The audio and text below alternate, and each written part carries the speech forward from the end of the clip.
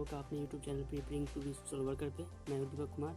जैसे कि हम लोगों ने बात की थी कि समय समय पर हम लोग आपके लिए कुछ वीडियोज़ लाते रहेंगे, और ये वीडियो बनाने का हम लोग का मुख्य उद्देश्य ये नहीं है कि कुछ अर्न करें। हाँ, अर्न करें, लेकिन वो फाइनेंशियली नहीं, बल्कि ज्ञान के रूप में अर्ज करना चाहते हैं और समाज को कुछ ज्ञान के रूप में देने की प्रयत्न कर रहे हैं। तो कभी कभी होता क्या है कि एक बात पर गौर कीजिएगा, समय बीत जाती है और बाद में हम लोग को पछतावा होने लगता है, समय पे क्यों नहीं उस कार्य के लिए हम लोग आगे आए। ऐसा ही एक कहानी है, ऐसी एक कहानी है। जैसे आज विश्व बाघ दिवस है, अंतर्राष्ट्रीय बाघ दिवस, जो प्रत्येक वर्ष 29 जुलाई को मनाया जाता है।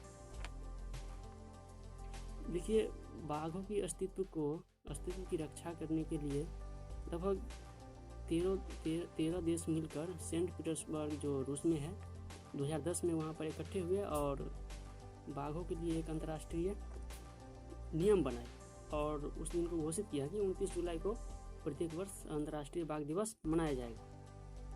तो बाघों की रक्षा के लिए है ये, तो बहुत ज़रूरी हो जाती है इस पर थोड़ा बहुत कुछ बात करना कि आखिर क्यों ज़रूरी है बाघों की रक्षा करना, बाघ की रक्षा करने से हमें क्या फ़ायदा हो सकती है। तो वैसे तो भारत में 1973 से ही बाघों की रक्षा के लिए बहुत सारे अभियान बनाए गए हैं, लेकिन उस पर उतना ज़्यादा अमल नहीं कर पाया था।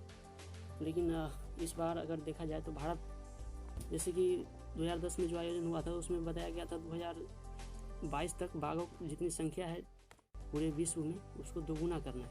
तो भारत इस लिहाजा से 4 साल पहले ही दोगुना का अपना लक्ष्य हासिल कर लिया है। जैसे कि भारत में बाघों की संख्या है 2967, यानी 2967। ये भारत के लिए बहुत बड़ी उपलब्धि मान सकते हैं आप। और इससे आप ये भी देख सकते हैं कि कहीं ना कहीं शासन व्यवस्था में भी सुधार हुई है। स्वाभाविक है, क्योंकि बाघों की अस्तित्व को बचाने के लिए 1973 से संघर्ष चलता आ रहा है, लेकिन काबू नहीं हो पाया था। लेकिन 2010 में जो लक्ष्य निर्धारित किया गया था, उसके बाद दोगुना करने का जो लक्ष्य था वो भारत ने हासिल की है। तो शासन व्यवस्था में कहीं ना कहीं बहुत ज़्यादा सुधार हुई है। जो वन अधिकारी है उसके मनोवृत्ति में कहीं ना कहीं और वन को लेकर के उत्कृष्टता हुई है।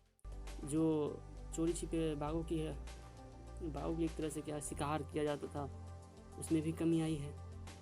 तो जो शासन और जो नियम सरकार के द्वारा बनाए गए, कहीं ना कहीं ज़मीनी स्तर पे उसका उपयोग हुआ है। ये झलक तो पहली बात ये दिखाई देती है। दूसरी बात कि बाघ की रक्षा के लिए हमारे ऊपर पर्यावरण के लिहाज से भी ये हम लोग ने बहुत महत्वपूर्ण हो जाती है। अब देखिए कि जैसे बोला गया था दोगुना लक्ष्य हासिल करना, मतलब क्या, अगर 100 बाघ है और 1 किलोमीटर एरिया के आसपास में 100 बाघ रहता है, तो इसका मतलब अगर 200 बाघ हुआ तो 200 किलोमीटर एरिया कवर करेगा।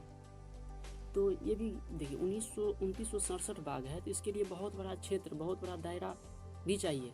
और बाघ जो है जंगल में ही रहना पसंद करते हैं और जंगल में रहते हैं, तो इसके लिए जंगल का भी कहीं ना कहीं विकास हुआ होगा, क्योंकि बाघ तो जंगल में रहते हैं। उसके लिए पानी, और फिर जैसे एक पानी तंत्र का भी निर्माण हुआ होगा